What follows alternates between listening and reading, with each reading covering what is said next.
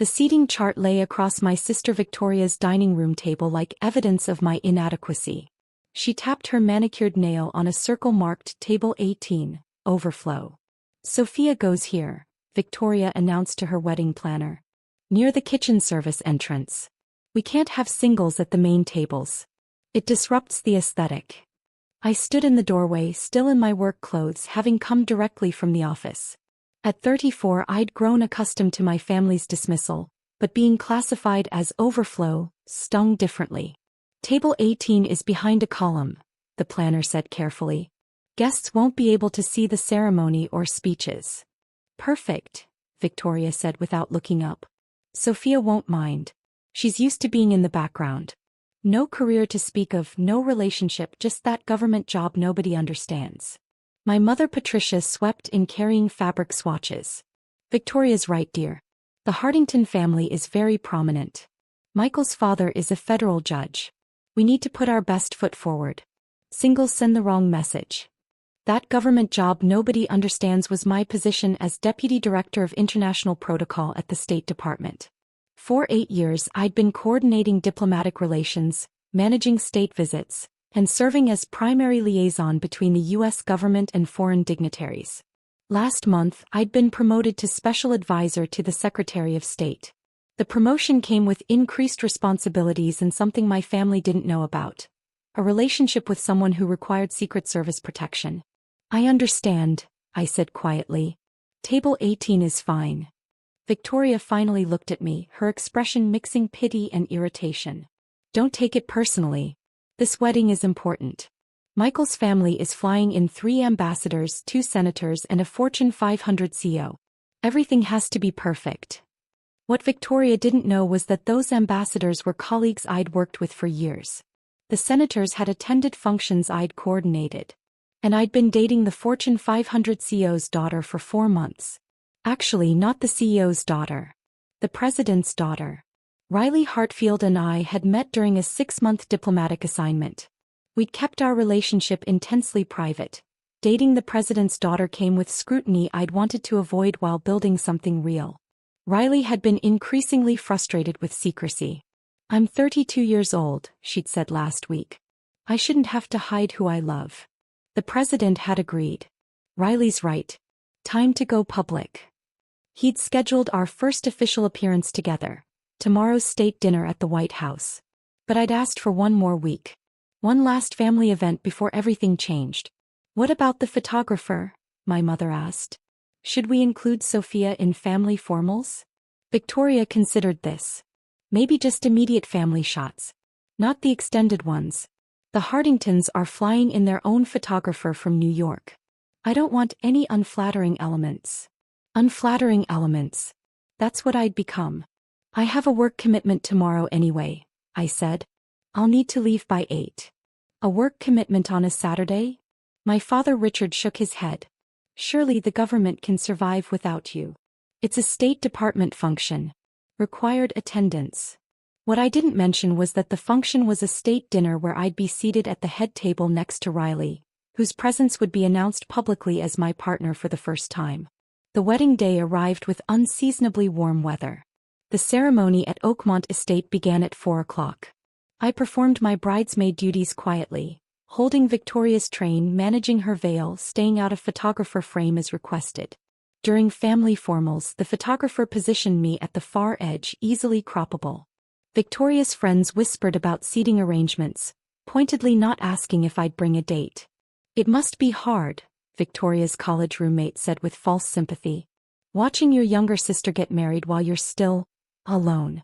Focused on work." The ceremony was beautiful. Victoria looked radiant. Michael seemed kind, if oblivious to his family's condescension. The Hardington side radiated old money while our side radiated middle-class striving. The reception began at 5:30. I found table 18, tucked behind a marble column near the kitchen entrance. My tablemates were Michael's distant cousins and a couple discussing their timeshare in Boca. I checked my phone discreetly. A text from Riley: "Security advance team is in place. 6:45 p.m. Dad approved the detail. This is really happening. You ready?" My heart raced. Was I ready for my family to discover their single sister at table 18 was dating the president's daughter? I typed back, as ready as I'll ever be. My family thinks I'm a failure. Her response: then they're about to be very surprised. I love you. See you soon. At the head table, Victoria and Michael received toasts. My father spoke about Victoria's ambition and success. Michael's father praised her for understanding what truly mattered: family and partnership over career obsession. The implication was clear. Victoria had her priorities straight. I did not. At 6:30, I noticed the shift in security presence. Men and women in dark suits taking positions around the perimeter. The venue coordinator looking confused and panicked. Michael's father leaning toward someone on his phone, his expression changing. At 6:40, the Secret Service detail became obvious. The reception noise dimmed as guests noticed the security personnel. Michael's father stood up, speaking urgently to Michael. Victoria looked around in confusion, her perfect timeline disrupted. At 6:45, Riley Hartfield walked into the reception. She entered flanked by her Secret Service detail, and the ballroom fell into shocked silence. Riley was immediately recognizable. The president's daughter had been on magazine covers and news programs constantly. But she wasn't here for a political event. She was here for me. Riley scanned the room, found me tucked behind the column at table 18 and smiled. Then she walked directly through the stunned crowd toward the overflow table near the kitchen. "Hi," she said, leaning down to kiss me in front of 300 witnesses. "Sorry I'm late. Cabinet meeting ran long." The ballroom erupted in whispers. My mother's champagne glass slipped from her hand, shattering. Victoria stood frozen at the head table, mouth open. Michael's father looked like he'd been struck by lightning. Riley pulled out the empty chair beside me and sat down at table 18. "I've heard so much about your family. I'm Riley, Sophia's girlfriend." The timeshare couple stared at us. Michael's distant cousins looked at their phones, frantically confirming what they were seeing. Victoria found her voice first, high and strained. "Sophia? What is happening?" I stood up, taking Riley's hand. "Victoria, everyone, I'd like you to meet Riley Hartfield. My girlfriend of 4 months." "Riley Hartfield," my father repeated slowly. "As in President Hartfield's daughter?" "That's right, sir," Riley said with practiced diplomatic grace. "It's wonderful to finally meet Sophia's family." Michael's father approached, his earlier condescension replaced by political calculation. "Miss Hartfield, this is an unexpected honor. Had we known you'd be attending..." "You would have what?" Riley interrupted gently. "Seated Sophia somewhere besides the overflow table near the kitchen?" The comment landed like a bomb. Guests who'd been whispering fell silent. Victoria's face flushed red. "We didn't know she was bringing someone," Victoria managed weakly. "She didn't bring me," Riley corrected. "I came to support my girlfriend at her sister's wedding. I'm sorry for the disruption, but Sophia matters to me." One of the ambassadors Michael's father had mentioned, Ambassador Chin, whom I'd worked with extensively, stood up from his table. "Sophia, I didn't realize you were family of the bride." "Miss Hartfield, good to see you again." Riley smiled. "Ambassador Chin. Always a pleasure." "Sophia, you didn't mention your sister was getting married when we discussed the upcoming state dinner." My mother gripped the back of her chair. "State dinner?" "Yes," Ambassador Chin continued. "Sophia's been instrumental in planning tomorrow's state dinner at the White House. The president specifically requested her on the planning committee." Senator Morrison, another of Michael's important guests, joined us. "Sophia Morrison? From State Department Protocol? Outstanding work on the G7 summit last month. The French delegation specifically praised your coordination." Riley squeezed my hand. "Sophia's remarkable at her job. She's being considered for Assistant Secretary of State for International Affairs. The youngest person ever nominated for the position." Victoria sat down heavily.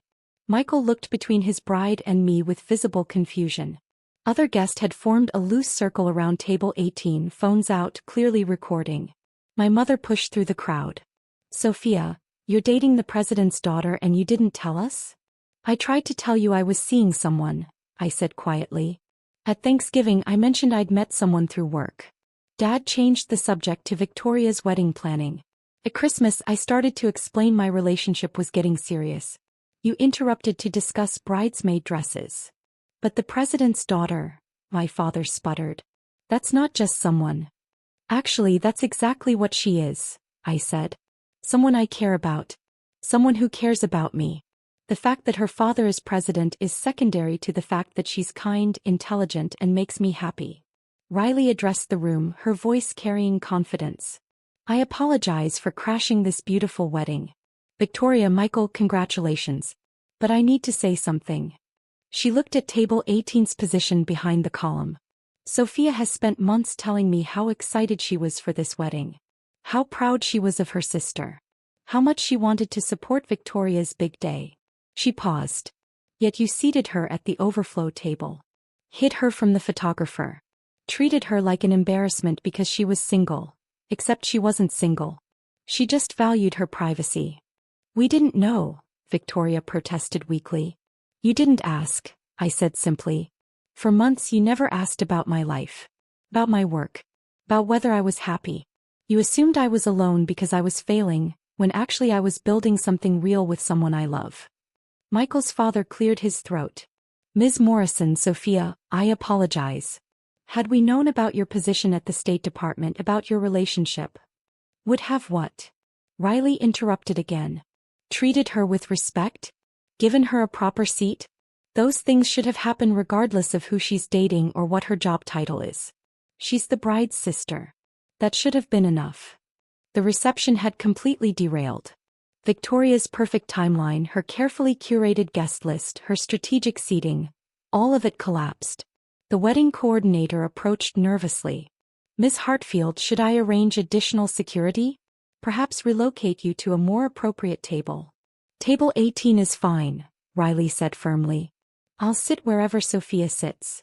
Actually, Victoria said, standing up, her voice shaky, we need to fix this. Sophia, Riley, please. Come sit at the head table. It's fine, Victoria, I said.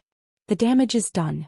Not from Riley coming, but from where you put me in the first place. My mother was crying now, her makeup running. Sophia, sweetheart, we're so proud of you. We had no idea about your promotion, about your relationship. Why didn't you tell us? I did tell you, I said. You just didn't listen. Senator Morrison spoke up. For what it's worth, your daughter's work at the State Department is extraordinary. She's facilitated critical diplomatic relationships and is universally respected in the Foreign Service community. Ambassador Chen nodded. Sophia is in the top tier. Her appointment to Assistant Secretary would be well-deserved. Other guests frantically searched phones, pulling up articles about me, about Riley, about our relationship that political blogs had been speculating about for weeks. Michael approached cautiously. Sophia, I apologize. For my family's treatment, for the seating arrangement. You deserve better. Yes, I agreed simply. I do. Victoria joined him, her bridal glow dimmed. I've been awful to you. Not just today but for years. I was so focused on impressing Michael's family that I completely missed what was happening in yours. You didn't miss it, Victoria. You dismissed it. Riley stood up, diplomatic instincts taking over. I think we should let the reception continue. This is Victoria and Michael's day. Sophia and I will leave. No, Victoria interrupted. Please stay. Both of you. I ruined this myself. The least I can do is fix it publicly. She walked to the DJ booth and took the microphone. The room fell silent. I need to apologize to my sister, Victoria began, her voice amplified. Sophia has been nothing but supportive of this wedding. She helped me choose my dress, gave me advice, and never once complained when I talked endlessly about centerpieces. He paused, looking at me. In return, I seated her at the worst table in the venue. Behind a column. Near the kitchen. Because she was single, except she wasn't single. She just valued her privacy. Tears streamed down Victoria's face. My sister works at the State Department as Deputy Director of International Protocol and Special Advisor to the Secretary of State. She's being considered for Assistant Secretary. She's dating the President's daughter. And I had no idea because I never bothered to ask about her life. Victoria's voice broke. Sophia, I'm so sorry. You deserve better from me. From all of us. Please forgive me. The ballroom was silent. 300 guests watched and waited. I stood up, Riley beside me. I forgive you, Victoria. But things need to change. Real conversations about my life. Real interest. Not just when it's dramatic or impressive. Absolutely, Victoria said. And you're moving to the head table. Both of you. Right now. Riley and I relocated while staff scrambled to add chairs. The reception resumed, but everything had shifted. Guests who'd ignored me now wanted to network. Michael's family suddenly found me fascinating. My parents stumbled through questions they should have asked months ago. During cake cutting, my father made an impromptu speech.